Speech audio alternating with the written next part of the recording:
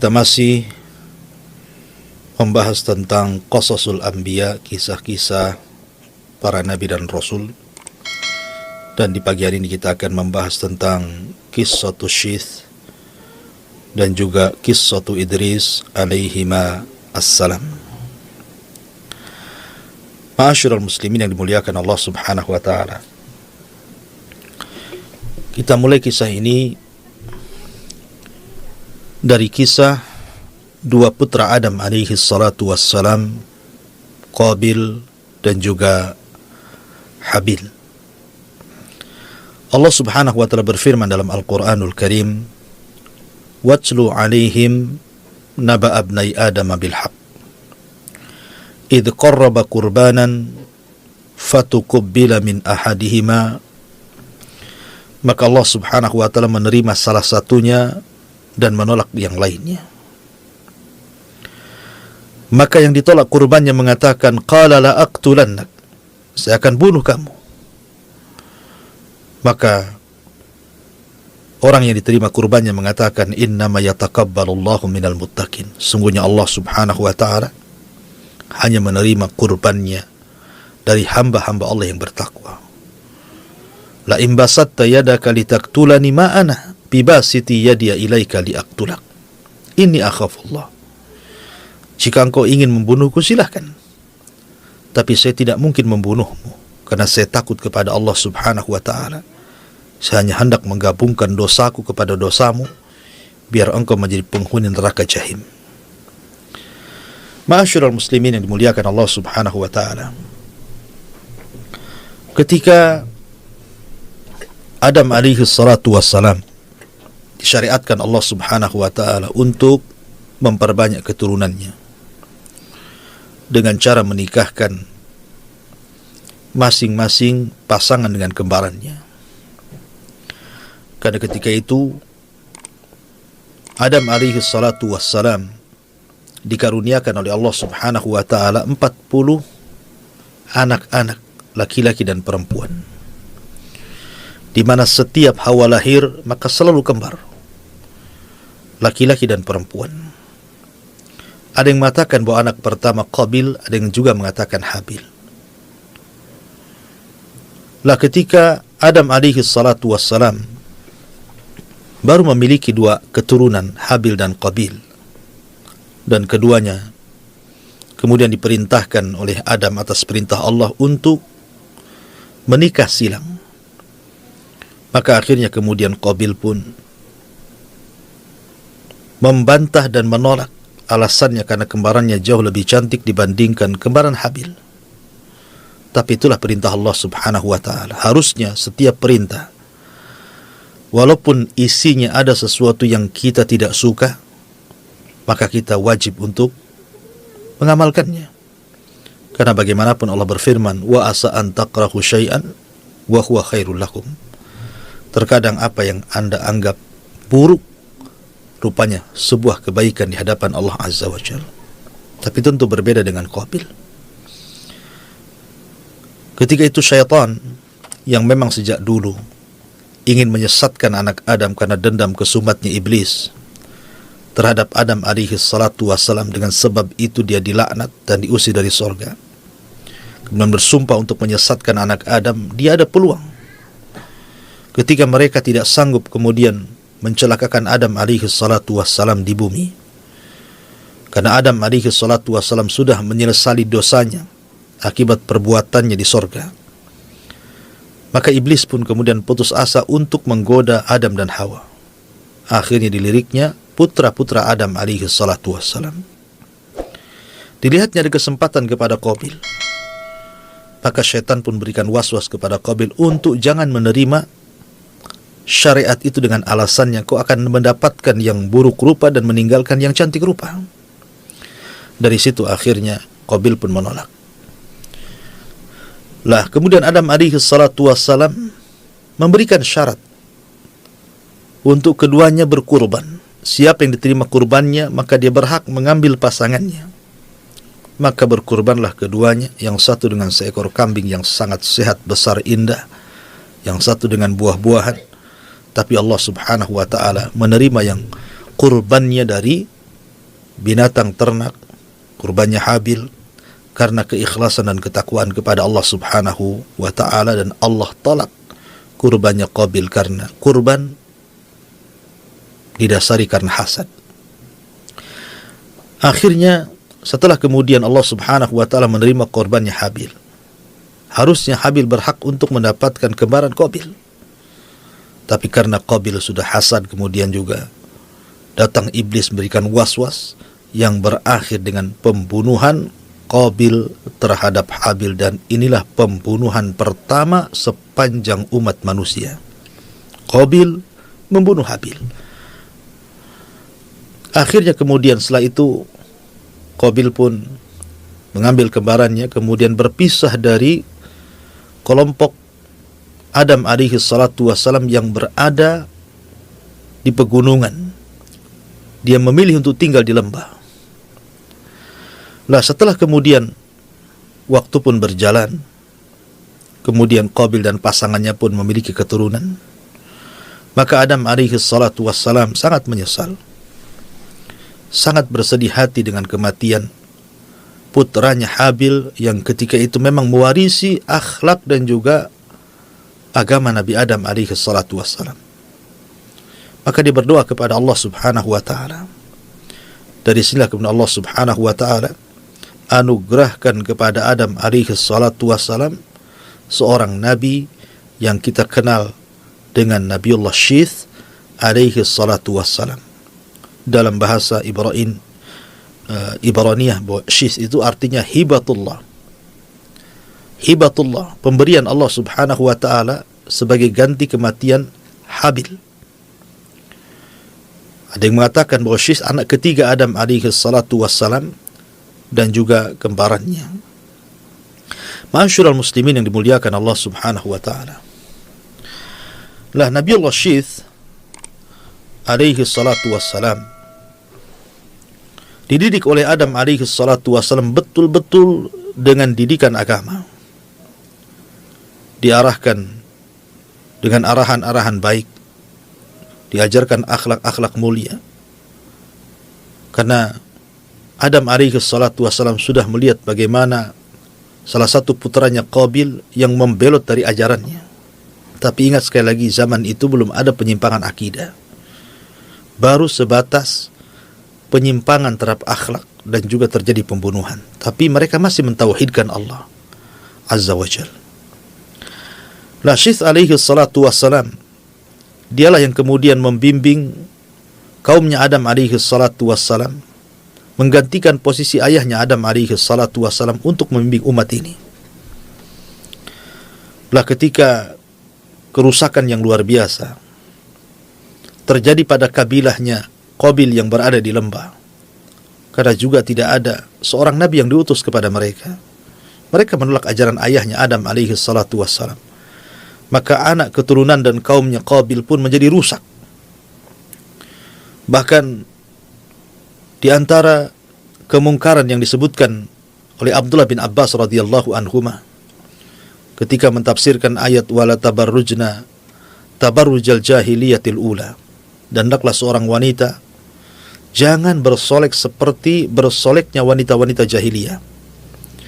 Abdullah bin Abbas radhiyallahu anhuma mentafsirkan bahwa salah satu tafsirnya mengatakan bahwa ayat ini isyarat kepada dua kaum di zaman Nabiullah Adam alaihi salatu wassalam. Pertama, kaum Adam alaihi salatu wassalam yang berada di perbukitan, dan yang kedua kaumnya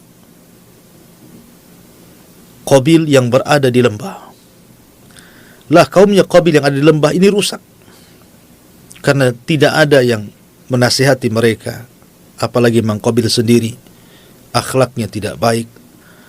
Maka mulailah mereka tabarruj. Mereka suka bersolek.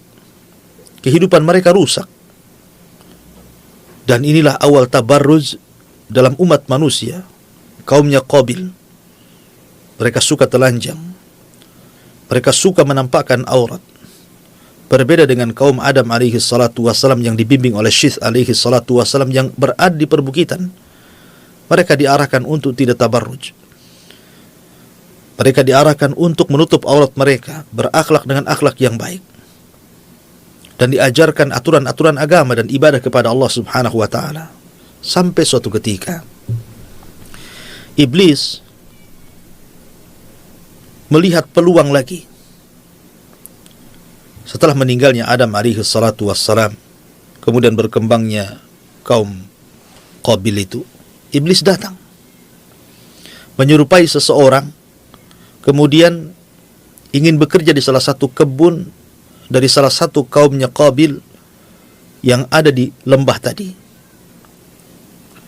Kemudian mulailah iblis mengajarkan kepada mereka musik-musik dan juga lagu-lagu yang tidak ada faedahnya, untuk memalingkan di jalan Allah Subhanahu wa taala. Maka diciptakanlah sebangsa seruling, kemudian ditiupnya. Makanya kemudian Nabi SAW mengatakan bahwa mizmar, seruling itu adalah suara syaitan, ya. Maka kemudian setelah mereka diajari musik-musik, suatu ketika mereka mengadakan Id, perayaan. Kemudian mulailah mereka meniup seruling, memulai memainkan musik, dan inilah musik pertama yang terjadi di alam semesta. Lah rupanya suara musik itu lantang sampai kemudian terdengar ke perbukitan. Lah kaum Syith yang terdidik dalam akhlak, kemudian mereka merasa bising dan penasaran. Akhirnya satu dua anak muda pun mengintai, ada apa sebenarnya? Dan ketahuilah bahwa kata Abdullah bin Abbas radhiyallahu anhuma, bahwa perempuan kaumnya Qabil itu cantik-cantik, tetapi laki-lakinya kurang tampan. Tetapi sebaliknya, kaumnya Syith alaihi salam, laki-lakinya tampan-tampan, tetapi wanitanya kurang cantik. Maka ketika beberapa anak muda kemudian mengintai, ada apa dan suara apa aneh, mereka tidak pernah mendengar musik sebelumnya. Ketika dilihat kemudian ada pesta yang sangat besar, dan laki-laki dari kaum Syith ini melihat kemolekan, kecantikan wanita-wanita kaum Qabil, akhirnya mereka tertarik dan menghabarkan kepada anak-anak muda yang lainnya. Setelah diceritakan, akhirnya mulailah mereka turun. Kemudian mereka bertatap muka antara wanita-wanita kaum Qabil yang cantik-cantik dengan laki-laki kaum Syith yang tampan-tampan. Mulailah kemudian mereka saling menyukai, berikhtilat, dan berakhir dengan perzinahan. Dan inilah perzinahan pertama yang terjadi di alam semesta. Jadi banyak kemungkaran di situ. Terjadi pembunuhan, terjadi tabarruj, sampai kemudian munculnya musik pertama di alam ini, sampai akhirnya kemudian terjadi perzinahan.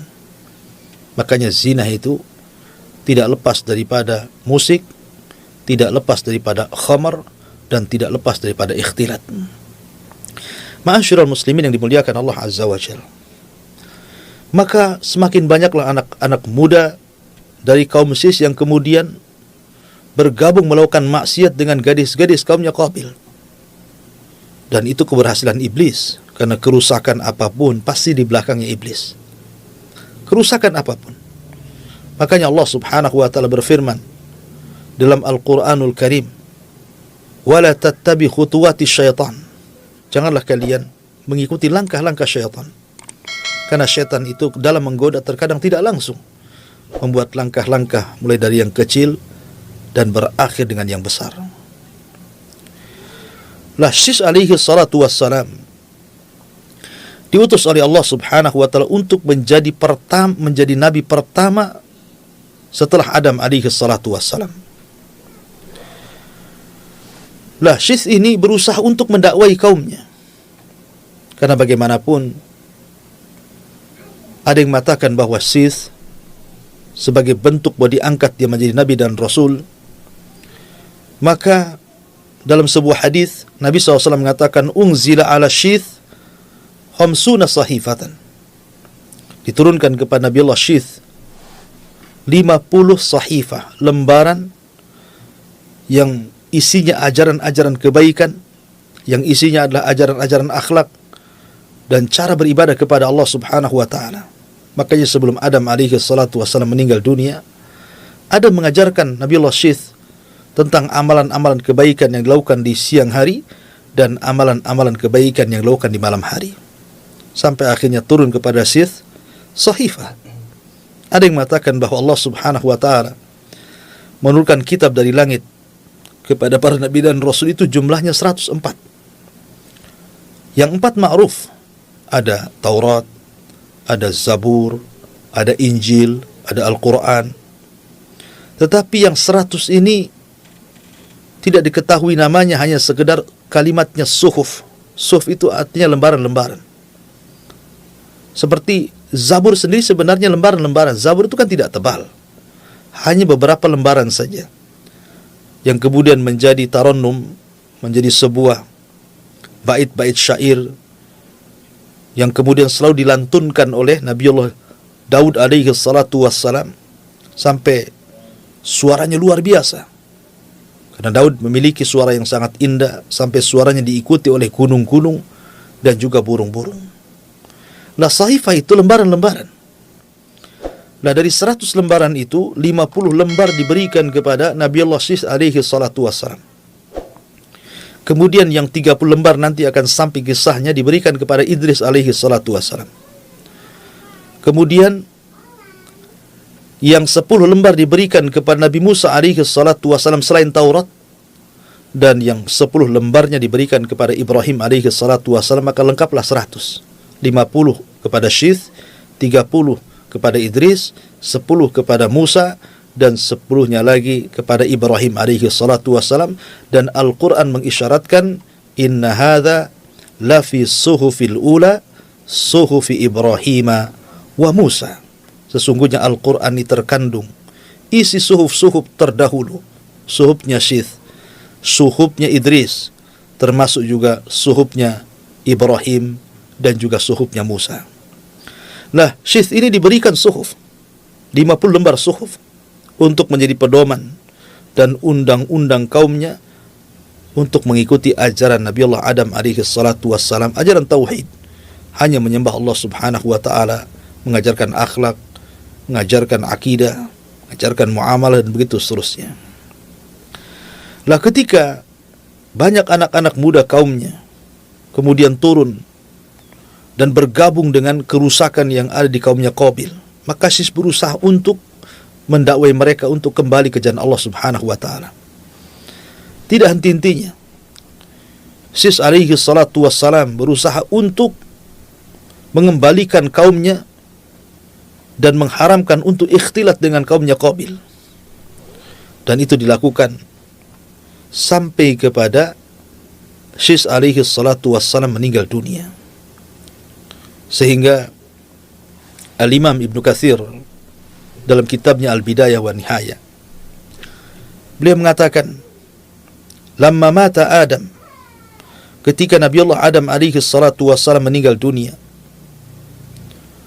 maka Adam alaihi salatu wassalam kemudian memerintahkan keturunannya, Syith alaihi salatu wassalam, untuk menggantikan beliau menjadi nabi. Maka ketika Allah Subhanahu wa taala takdirkan Qabil membunuh saudaranya Habil, maka kemudian sebagai pengganti Habil adalah Syith alaihi salatu wassalam. Tapi setelah kemudian Syith meninggal dunia, maka dimerintahkan salah satu putranya yang bernama Anush untuk menggantikan dirinya, terus mendakwahkan kepada kebaikan.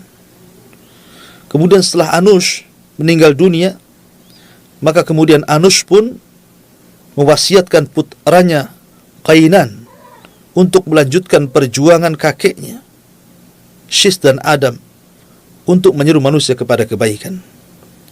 Kemudian setelah Qainan meninggal dunia, maka Qainan pun kemudian mewasiatkan kepada putranya yang bernama Mahlail, yang konon kata Imam Ibn Katsir, Mahlail ini orang-orang Persia menganggap dia adalah Malikul Aqalim Sab'ah, raja yang menguasai 7 iklim, dan dia orang yang pertama kali menebang pohon Bahkan dialah yang kemudian membangun negara yang disebut dengan Babil.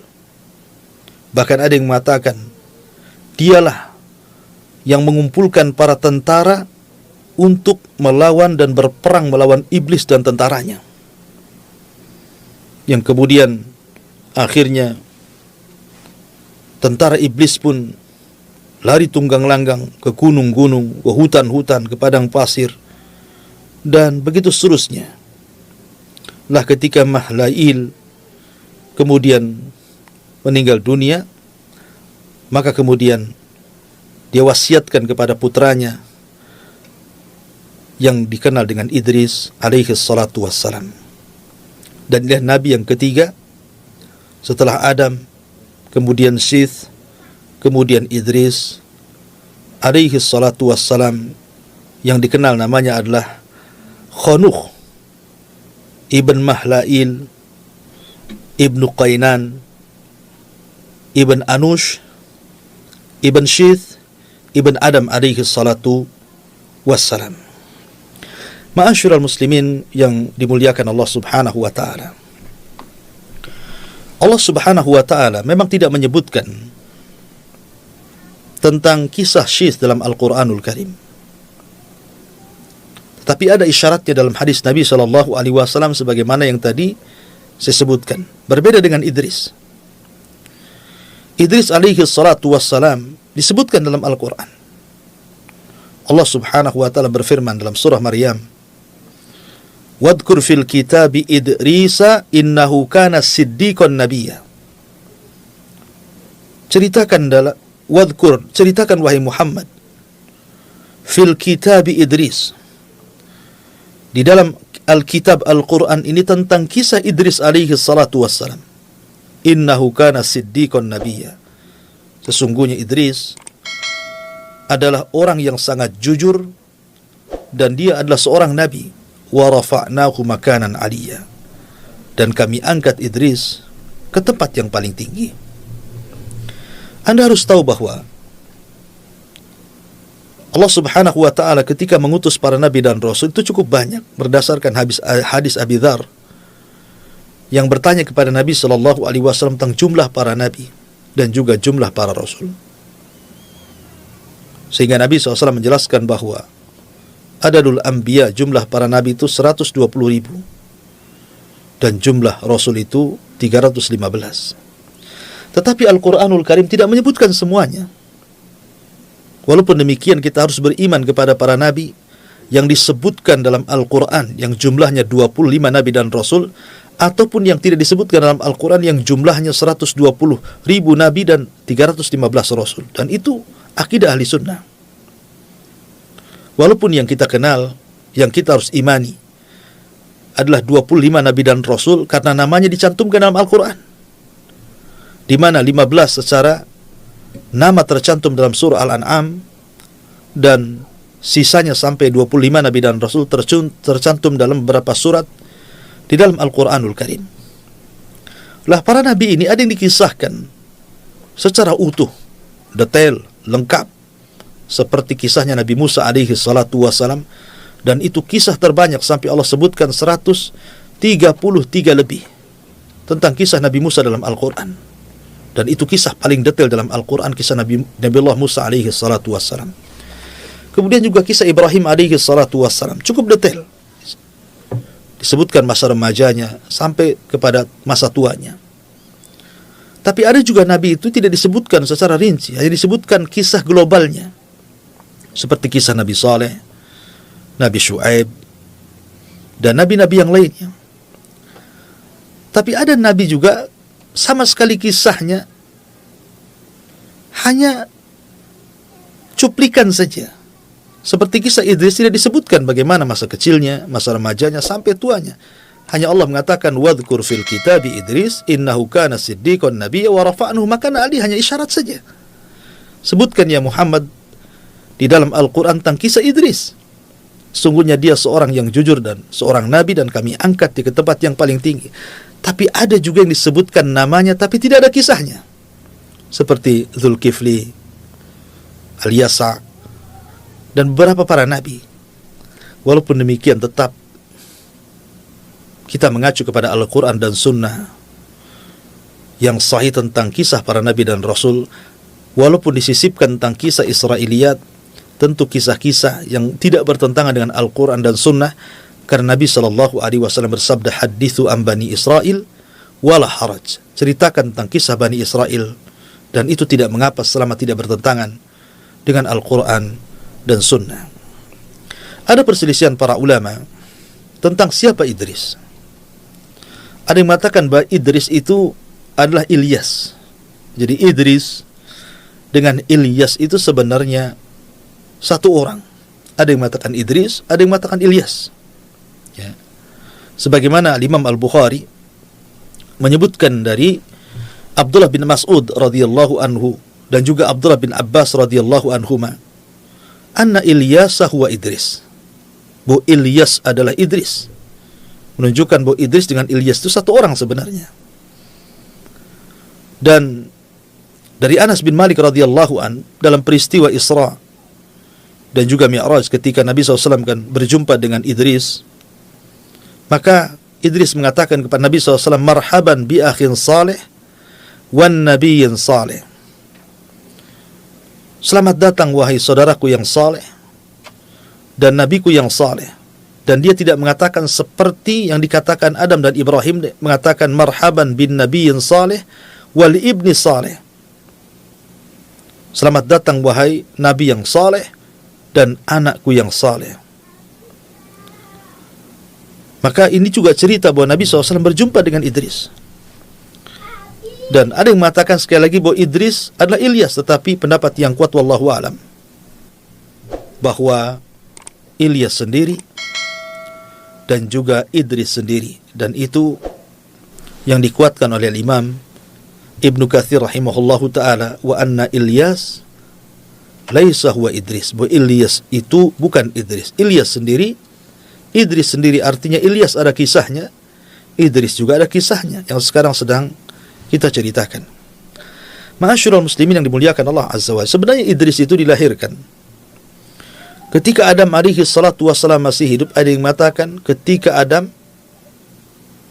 berusia cukup tua, di mana Idris berjumpa dengan Adam itu sekitar 120 tahun sebelum meninggal Adam alaihi salatu wassalam. Ada yang mengatakan 308 sebelum meninggalnya Adam alaihi salatu wassalam, Idris lahir. Artinya bahwa Idris masih berjumpa dengan Adam alaihi salatu wassalam. Karena Adam itu juga diberikan usia cukup panjang.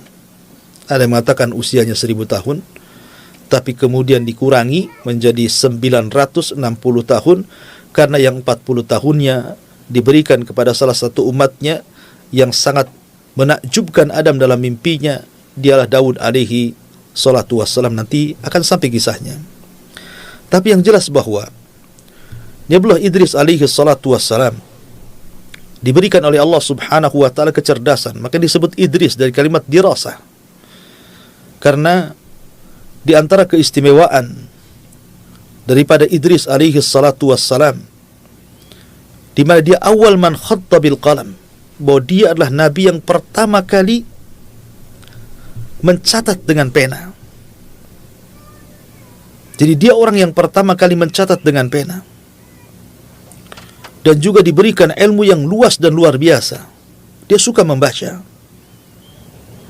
Lah Idris alaihi salatu wassalam ketika melihat kemungkaran dari kaumnya Qabil yang semakin hari semakin rusak kondisinya, maka Idris pun kemudian mulai mengumpulkan kaumnya, kemudian mengajak berjihad untuk menumpas kemungkaran yang ada pada kaumnya Qabil. Dan dialah nabi yang pertama yang melakukan jihad, nabi pertama yang menawan, dan nabi pertama yang mengambil harta rampasan perang.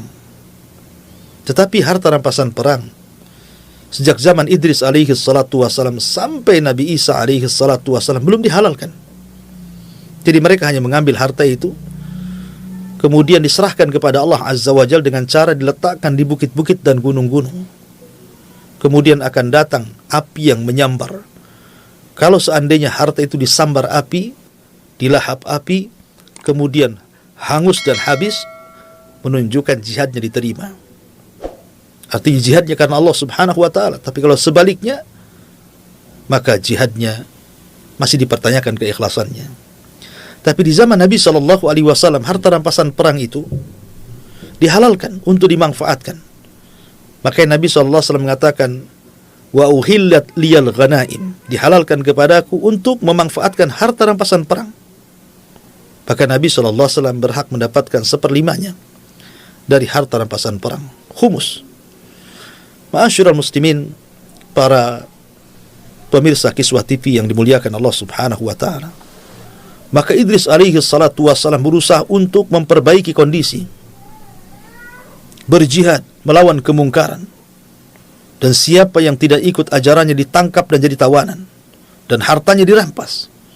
Akhirnya setiap hari banyak orang yang sadar kembali ke jalan yang benar. Dari situlah maka Allah Subhanahu wa ta'ala menghadiahi Idris bahwa dia setiap hari amalannya akan diangkat sebanyak umat yang didakwahinya. Maka Idris alaihi salatu wassalam pun kemudian meminta kepada Allah Subhanahu wa ta'ala untuk ditangguhkan usianya. Setelah dia mendapatkan kabar, dia mendapatkan pahala sebanyak kaumnya, kebaikan kaum yang dakwahinya, maka dia ingin diperpanjang usianya supaya makin banyak lagi kebaikan yang akan diangkat ke hadapan Allah Subhanahu wa ta'ala. Ada juga kisah tentang kematian Idris alaihi salatu wassalam. Ketika Allah Subhanahu wa ta'ala berfirman, wa rafa'nahu makanan aliyya, kami angkat Idris ke tempat yang tinggi. Maka ada kisah Israiliyat bahwa ketika Idris alaihi salatu wassalam, sebagaimana dikatakan oleh Ka'ab al-Akhbar, ketika Allah Subhanahu wa ta'ala mewahyukan kepadanya bahwa dia akan mengangkat setiap hari pahala seluruh amalan Bani Adam. Kemudian Idris pun berdoa kepada Allah Azza wa Jal untuk ditangguhkan usianya agar jangan cepat diwafatkan. Berjumpalah Idris dengan malaikat Jibril. Kemudian dia meminta kepada Jibril untuk dipertemukan dengan malakul maut. Maksudnya supaya Idris bernego dengan malakul maut agar jangan dulu dicabut nyawanya dan agar ditangguhkan usianya.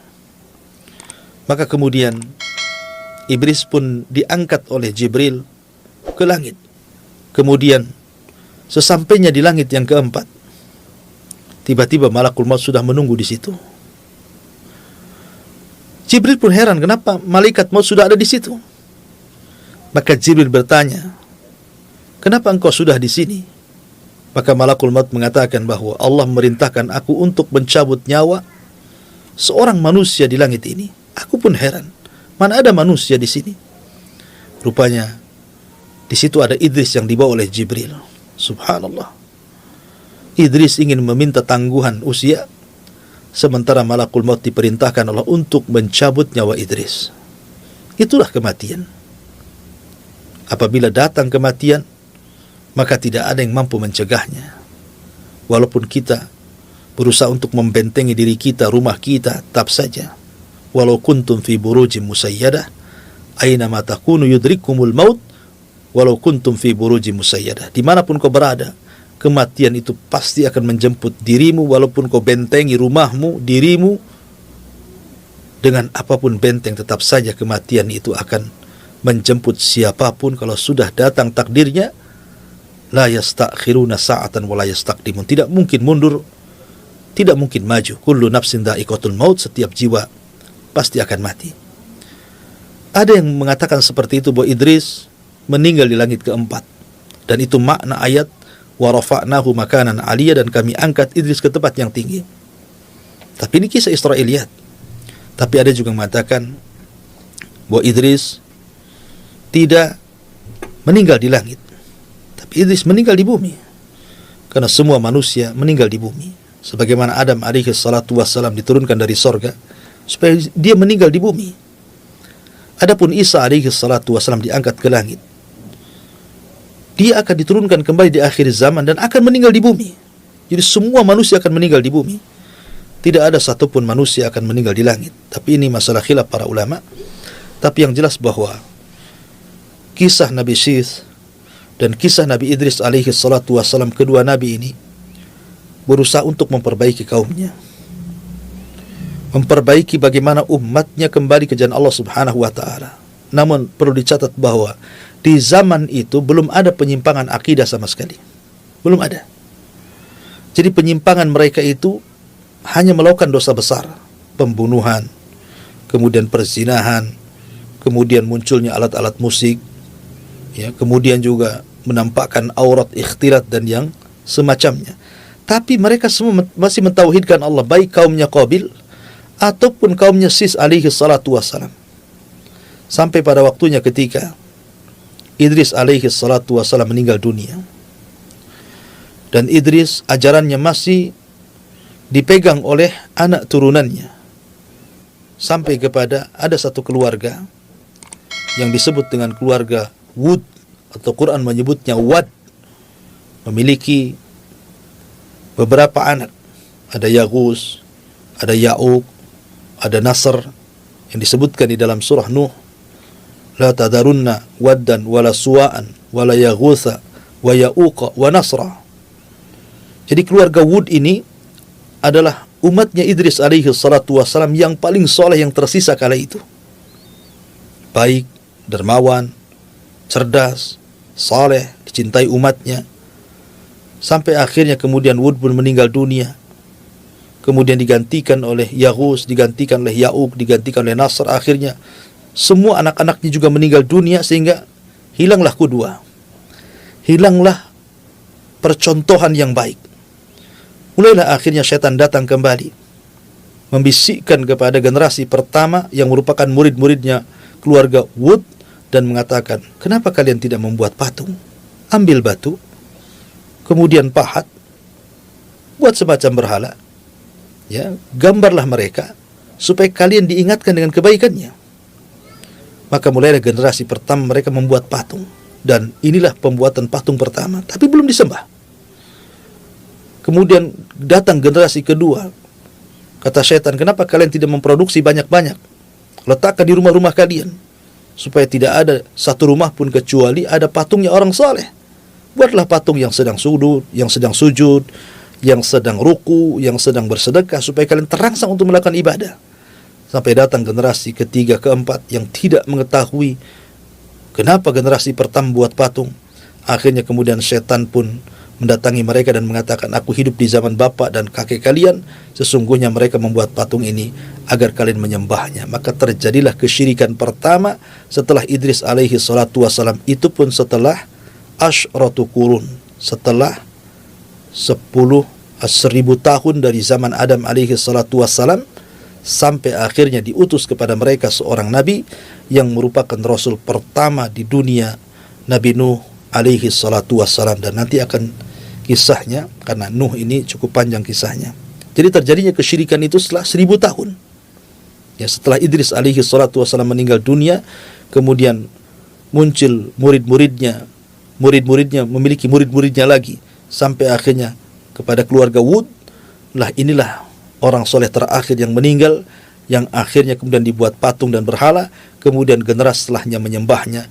Dan inilah kesyirikan pertama yang terjadi di alam semesta, sampai diutus kepada mereka Nabi Allah Nuh alaihi salatu wassalam. Wallahu a'lam bishawab. Ini di antara kisah Nabi Allah Syith dan juga Idris alaihi wassalam. Saya kembalikan kepada moderator, falyatafaddal mashkura. Jazakallah khairan Ustaz atas penjelasan materi di pagi hari ini. Dan bagi peserta atau pemirsa Kiswah TV dan pendengar setia Kiswah dimanapun Anda berada, bagi yang ingin bergabung di sesi interaktif atau mengirimkan pertanyaan di sesi tanya jawab ini, Anda dapat mengirimkan langsung di nomor 081268733202, dan kita bacakan pertanyaan yang telah masuk di WhatsApp Kiswah TV. Assalamualaikum warahmatullahi wabarakatuh, Ustaz. Waalaikumsalam. Ingin bertanya, apakah isi dari Suhuf Allah dijelaskan dalam Al-Quran, Ustaz? Mohon penjelasan. Iya, alhamdulillah. Semua kitab langit yang jumlahnya 104 itu, Walaupun ada yang mengatakan bahwa riwayat tentang 104 ini memang diteliti para ulama. Bahasa para ulama fihi nazar, ada pandangan para ulama tentang sahih dan tidaknya. Tapi itulah yang kemudian dicatat ahli sejarah. Ya. Jadi Al-Quran itu kandungan semua kitab-kitab langit. Jadi 100 suhuf itu diringkas oleh Allah Azza wa Jalla menjadi Taurat. Dari 100 suhuf dan juga Taurat diringkas lagi menjadi Zabur. Dari 100 suhuf, Taurat dan Zabur diringkas lagi menjadi Injil.